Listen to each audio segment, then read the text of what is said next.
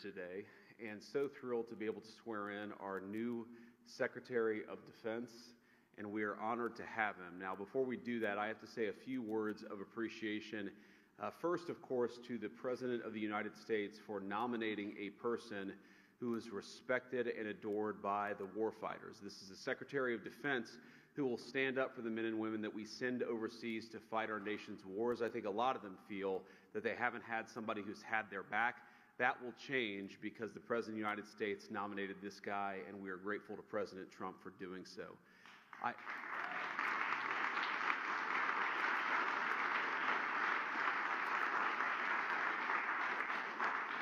I also want to say thank you to my Senate colleagues. It turns out we couldn't spare one, and all of you did an incredible job.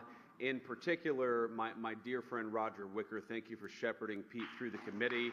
Roger did a great job.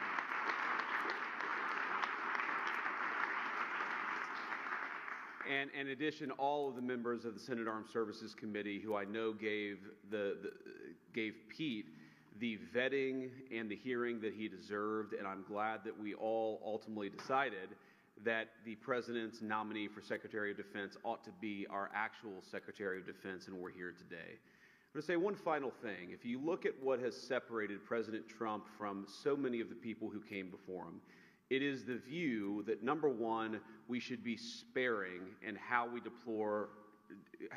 deploy our most precious resource, which is the men and women who are willing to put on the uniform and put their life on the line for this country.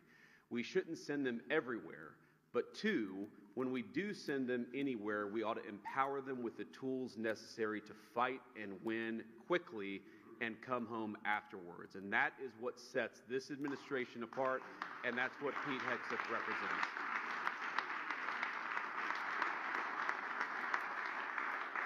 Now, finally, I, of course, have to thank the nominee himself. Pete, thank you for being willing to put yourself out there. I think you've shown yourself a man of deep character and of resolve over the last few months. Jennifer, thank you for standing by, our new Secretary of Defense, and your beautiful family, from your kids to the extended family. You guys did a hell of a job. We're proud of you, and we're glad to have you in Washington as we work to make America great again. So with that, let me administer the oath of office. Kids, come on up. Come on, guys.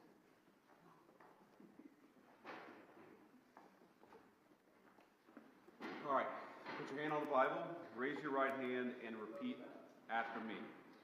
I, Pete Hegseth. I, Pete Hegseth. Do solemnly swear. Do solemnly swear. That I will support and defend the Constitution of the United States. That I will support and defend the Constitution of the United States. Against all enemies, foreign and domestic. Against all enemies, foreign and domestic. That I will bear true faith and allegiance to the same. That I will bear true faith and allegiance to the same. That I take this obligation freely. That I take this obligation freely. Without any mental reservation or purpose of evasion. Without any mental reservation or purpose of evasion. And that I will well and faithfully discharge. And that I will well and faithfully discharge. The duties of the office on which I am about to enter. The duties of the office of which I am about to enter. So help you God? So help me God. Congratulations, Mr. Secretary.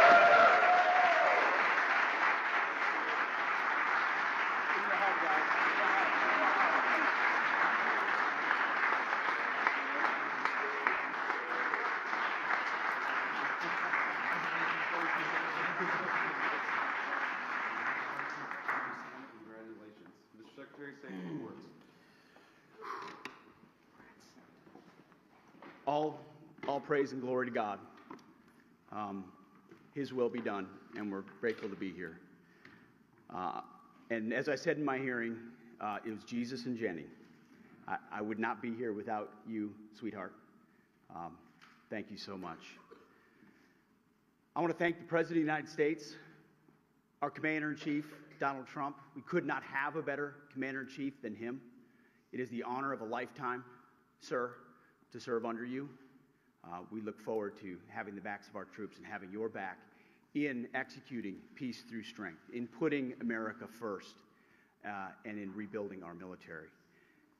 Mr. Vice President, thank you for breaking the tie.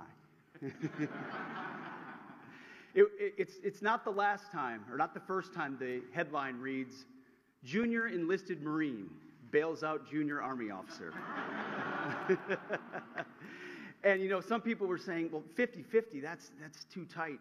And Senator Mark Wayne Mullen was nice enough to take my kids up to the gallery to watch the actual moment that the Vice President sealed the deal.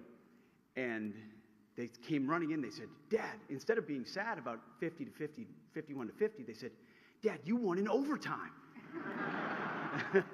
That's the perspective I like. So thank you throughout this process, Mr. Vice President, for being incredible.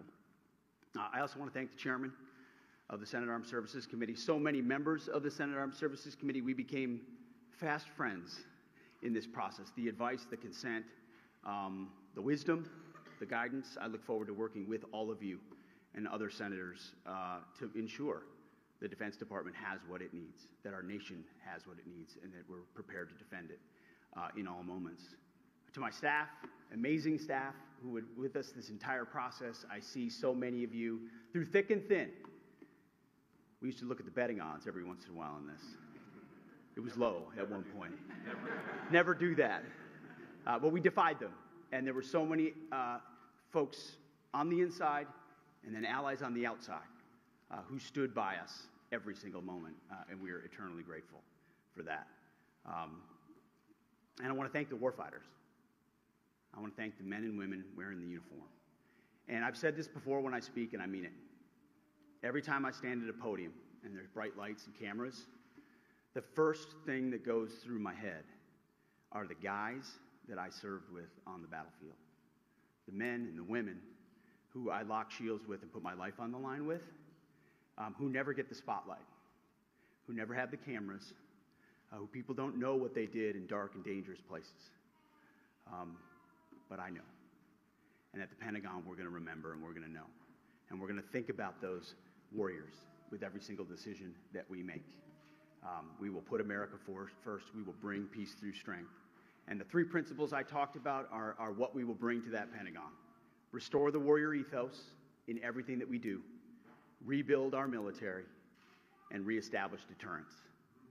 We don't want to fight wars. We want to deter them, as you said. And we want to end them responsibly. But if we need to fight them, we're going to bring overwhelming and decisive force to close with and destroy the enemy and bring our boys home.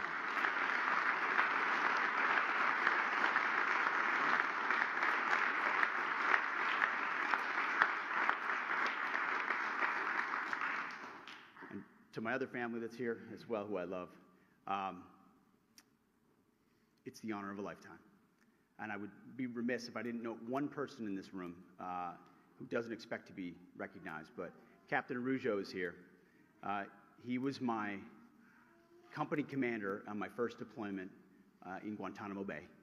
He was there on June 3rd, 2003, when I first swore in as a second lieutenant at Princeton University, and he swore me in.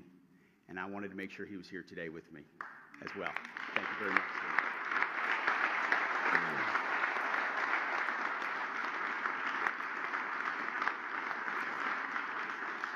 So, Mr. President, thank you very much to the American people. We have your back. We're going to get to work right away. God bless. Thank you.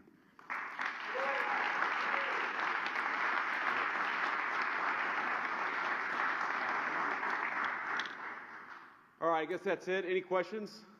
Why should women in the armed service trust you? Guys, let me answer that for the new secretary. All people in our armed services should trust him because he looks out for them and he's going to fight for them. And he's going to make sure that we have the kind of military that we can all be proud in, that we can all be proud of, and that, again, when we send it to do a job, we do it well, we do it quickly, and then we get the hell out. And that's what Secretary Hegseth is going to bring to the Department of Defense. Anything else? Are you worried about any other nominees coming really close to the line as we saw with Hegseth last night? You know, as I learned with the Buckeyes just a week ago, when you win the championship, you don't give a damn what the score was. We won the championship on this one. We've got a great Secretary of Defense. We're proud of him, and he's going to do a great job. Thank you all. Take care.